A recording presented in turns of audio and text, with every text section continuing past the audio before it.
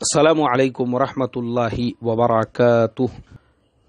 محترم دوستو، corona virus پورے کے پورے چین میں اس وائرس کی وجہ سے ایک دہشت قائم ہو چکی ہے۔ اب بھی تھوڑی دیر پہلے کی خبر یہ ہے، اسی دہشت کی وجہ سے لوگوں نے اپنے پالتو جانوروں کو بھی مار مار کے پھینکنا شروع کر دیے۔ روڈوں پہ، راستوں پہ بلیوں کی، کتوں کی ناشیں مل رہی ہے۔ ہزاروں لوگ اس کی وجہ سے انفیکٹڈ ہو چکے ہیں اور سینکڑوں کی جانیں جا چکی ہے۔ اطراف کے جو ممالک ہیں ان پر بھی اس کا اثر پڑا ہے۔ North Korea, South Korea, Japan, Vietnam, Laos, Thailand, یہاں تک کہ ہمارے ملک ہندوستان میں بھی ایک شخص وہ بھی کورونا وائرس کا انفیکٹڈ پایا گیا ہے۔ میرے محترم دوستو، سب سے پہلے ہم آج شروعات کریں گے یہ وائرس کیا ہے اور چائنا میں یہ پھیلا کس طریقے سے اور کس وجہ سے۔ جو لوگ میڈیکل لائن کے ایکسپرٹس ہیں ان لوگوں کا کہنا یہ ہے کہ کورونا وائرس کے پھیلنے کی جو بنیادی وجہ ہے چمگادڑ کا جوس پینے کی وجہ سے، یعنی جو سوپ ہوتا ہے اس کی شروعات یہاں سے ہوتی ہے۔ اب میرے محترم دوستو، ہم آتے ہیں چائنا کی کھانے پینے کی ان عادتوں کے اوپر جس کی وجہ سے چائنا میں اس طریقے کی بیماریاں پیدا ہو رہی ہے۔ چائنا کو اگر ہم دیکھیں گے تو وہاں پہ ہر چیز کھائی جاتی ہے۔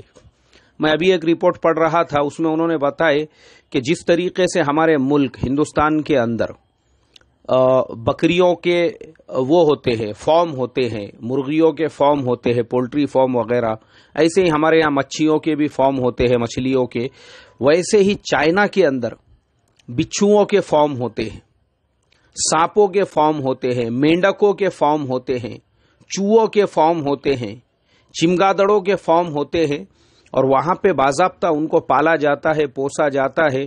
سانپوں کو اس طریقے سے، یعنی جتنا زہریلا سانپ ہوگا اس کی قیمت اتنی زیادہ ہوتی ہے، ان کو باضابطہ پالا جاتا ہے، پوسا جاتا ہے، ان کی پرورش کی جاتی ہے، اور بڑے چاؤ کے ساتھ میں وہاں کے لوگ جو ہے ان ساری چیزوں کو کھاتے ہیں، ان کو استعمال کرتے ہیں۔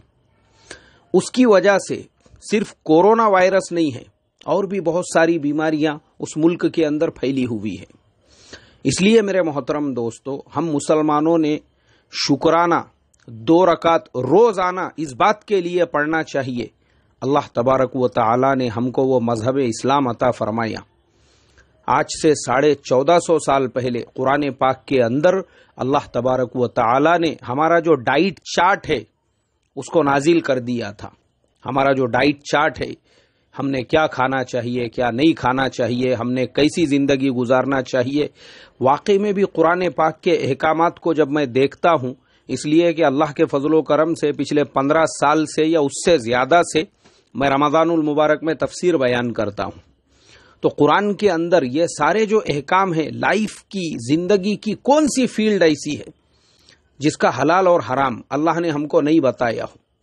اور میں غور کرتے رہتا ہوں، آج کے سائنس سے جب میں اس کو کمپیئر کرتا ہوں تو میرے ایسے جسم کے رگ رگ میں سے الحمدللہ نکلتا ہے۔ پورے باڈی کے اندر جو ہے نا جتنے بھی سیلز ہے، وہ ایک ایک سیل ایسا چلا چلا کے اللہم لک الحمد و لک الشکر کی منادی لگاتا ہے۔ کون سی چیز ایسی نہیں ہے جس کے بارے میں اسلام نے ہمارا گائیڈنس، ہماری رہبری نہ کی ہو؟ ہر چیز کے لائن سے، ہر چیز کے اعتبار سے قرآن میں آیتیں نازل کی۔ کھانے پینے کے بارے میں انما حرم علیکم المیتۃ والدم ولحم الخنزیر وما اہل به لغیر اللہ والمنخنقۃ والموقوذۃ والمتردیۃ والنطیحۃ، یہ آیتیں نازل کی لین دین کے بارے میں، کون سا لین دین حلال، کون سا لین دین حرام۔ احل اللہ البیع وحرم الربا، رشتے ناتوں کے بارے میں، کس کے ساتھ میں شادی بیاہ کے رشتے کرنا چاہیے، نہیں کرنا چاہیے۔ حرمت علیکم امہاتکم و بناتکم و اخواتکم و عماتکم، یہ ساری آیتیں نازل کر دی۔ لوگوں کا جو مال ہے اس کے بارے میں بھی آیتیں نازل کی۔ یا ایھا الذین آمنوا لا تأکلوا الربا، یا ایھا الذین آمنوا لا تأکلوا اموالکم بینکم بالباطل ولا تقربوا مال الیتیم۔ یہ ساری آیتیں جو ہے قرآن پاک کے اندر اللہ تعالیٰ نے 1450 سال پہلے لین دین کے بارے میں، نکاح کے بارے میں، کھانے پینے کے بارے میں، واقعی میں بھی میرے محترم دوستو آج کے زمانے کے اعتبار سے جب ہم یہ سب چیزوں کو کمپیئر کرتے ہیں تو جو سائنٹیفک جو چیزیں ابھر کر سامنے آتی ہے تو ایک ایک رو میں سے اللہ کا شکر نکلتا ہے کہ ہمارا کتنا خیال رکھا۔ 1450 سال پہلے سائنس نہیں تھا، اس زمانے کے اندر اللہ تبارک و تعالی نے مردار کو ہمارے لیے حرام قرار دے دیا، خون کو ہمارے لیے حرام قرار دے دیا، خنزیر کے گوشت کو ہمارے لیے حرام قرار دے دیا، اور ہر وہ جانور جو پہاڑ پہ سے گرنے کی وجہ سے مر جاوے یا ایک دوسرے کو سینگ مارنے کی وجہ سے مر جائے، اس کی ساری کوالٹیز قرآن کے اندر اللہ تعالیٰ نے بیان کی ہے، اور ساری وحرمنا علیہم الخبائث، ساری گندی چیزوں کو، سمندر کے جانوروں کے بارے میں احکامات اللہ تعالیٰ نے نازل کر دیے، جوا، شراب، اس کے بارے میں احکام، جو انسانی زندگی کو نقصان پہنچانے والی چیز ہے، ہر چیز کو انما الخمر والمیسر والانصاب والازلام رجس من عمل الشیطان فاجتنبوہ، ہر چیز۔ اب سائنٹیفک طور پر جب ہم ان باتوں کے اوپر غور و فکر کرتے ہیں کہ آج کا سائنس کیا کہتا ہے، رو میں سے الحمدللہ نکلتا ہے 1450 سال پہلے حرم علیکم المیت، مردار کو حرام قرار دیا۔ پتہ چلا کہ مردار کی جو باڈی ہوتی ہے اس کے اندر پورا پوائزن، پورا زہر جو ہے اس جانور کے اندر بھر جاتا ہے، جو بھی جانور ہو۔ سور کا جو گوشت ہے اس کو اس لیے حرام قرار دے دیا کیونکہ سور کے گوشت کے اندر وہ سیلز ہوتے ہیں، اس کو کھانے کے بعد میں انسان کے دماغ کو کنٹرول کرنے والے جو سیلز ہوتے ہیں وہ ختم ہونا شروع ہو جاتے ہیں، انسان میں چڑچڑاپن پیدا ہوتا ہے، غصہ پیدا ہوتا ہے، اور شہوت جو ہے، شہوت وہ اس کے اندر ایسی ابھرنے لگتی ہے کہ شہوت کے اندر جب وہ اندھا ہو جاتا ہے تو اس کو یہ فرق باقی نہیں رہتا کون ماں ہے، کون بیٹی ہے، کون بیوی ہے، اس لیے سور کو حرام قرار دیا۔ ایک صاحب آئے تھے میرے پاس میں، بولے مولانا صاحب آج کے زمانے میں تو پہلے زمانے کی طرح سے سوروں کو آج کے زمانے میں تو نہلاتے ہیں، دھلاتے ہیں، ان کے فارم ہوتے ہیں، وہ صاف ہوتے ہیں، ستھرے ہوتے ہیں، اور ایک دم جو ہے وہ فریش ہوتے ہیں، ایسے سوروں کو کیوں اسلام نے حرام قرار دیا؟ تو میں نے ان سے 2 دن کا وقت لیا اور اس کی اچھی اسٹڈی کیا، اور سائنٹیفک طریقے سے مجھے جو ریزلٹ ملے وہ ریزلٹ یہی ملے کہ اس کے گوشت کے اندر ایسے جراثیم بھرے ہوئے ہوتے ہیں، ایسے وائرس بھرے ہوئے ہوتے ہیں، اس کو کھانے کے بعد انسان کا پورا کا پورا برین جو ہے وہ انفیکٹڈ ہو جاتا ہے، سوچنے سمجھنے کی طاقت کے اوپر وہ اثر کرتے ہیں۔ اور میں نے تحقیقات کی تو پتہ چلا کہ جتنی بھی آسمانی کتابیں ہیں سب کتابوں میں اللہ تعالیٰ نے یہ سب چیزوں کو حرام قرار دے دیا تھا، سارے شریعتوں کے اندر یہ ساری چیزیں حرام تھی، جتنی بھی شریعتیں دنیا کے اندر آئی، ہر شریعت کے اندر۔ کیوں؟ وجہ یہ تھی کہ انسان کو اللہ نے پیدا کیا اور یہ باقی چیزوں کو بھی اللہ نے پیدا کیا، لیکن ان کو دوسرے کاموں کے لیے، سور کو اس لیے پیدا کیا تاکہ سور کی وجہ سے گندگی زمینوں کے اوپر باقی نہ رہے، اور گندگی باقی نہیں رہنے کی وجہ سے اس سے جو بیماریاں پھیلنے والی ہے اور اللہ کے مخلوق کو تکلیف دینے والی ہے وہ چیزیں بھی باقی نہ رہیں۔ لیکن انسان نے کیا کیا؟ اسی سور کو کھانا شروع کر دیا جو گندگی کھانے والا ہے، اور جب اس کو کھانے لگا تو گندگی کے اندر جو غلاظت، جو خباثت، جو اس کے اندر وائرس ہوتے ہیں وہ سور کے ذریعے سے خود اس کے جسم میں پہنچنے لگے، تو یہ بھی سوروں سے زیادہ بدتر ہو چکا ہے۔ اس کے بعد میں مردار کے کھانے کو اللہ نے اس لیے منع کیا، پوری باڈی اس کی انفیکٹڈ ہو جاتی ہے، پورا بلڈ اس کے اندر رکا ہوا ہوتا ہے، اس کے اندر سے ایک خطرناک طریقے سے جو ہے نا وہ انفیکشن پیدا ہو جاتا ہے۔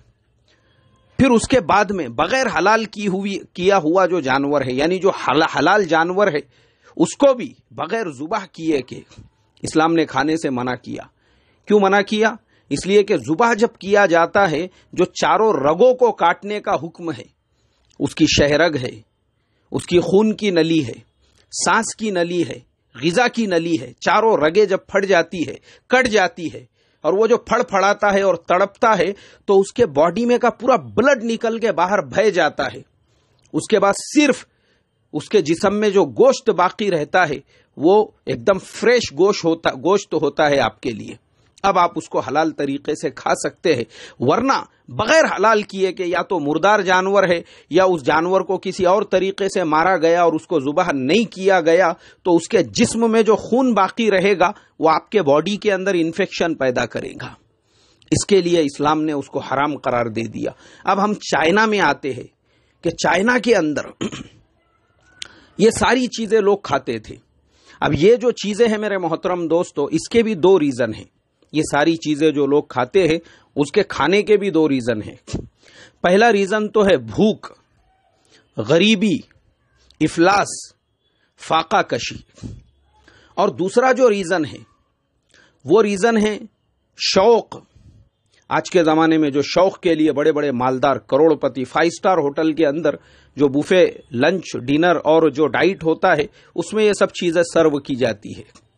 تو چائنا کے اندر ایکچوئل میں ہوا یہ کہ ایک زمانے میں، آج سے صرف 50-60 سال پہلے کی بھی ہم تاریخ اٹھا کر دیکھیں گے تو چائنا ہمارے سے بھی زیادہ غریب تھا، ہمارے سے زیادہ وہاں پہ افلاس تھا، ہمارے سے زیادہ وہاں پہ غربت تھی، ہمارے سے زیادہ وہاں فاقہ کشی تھی.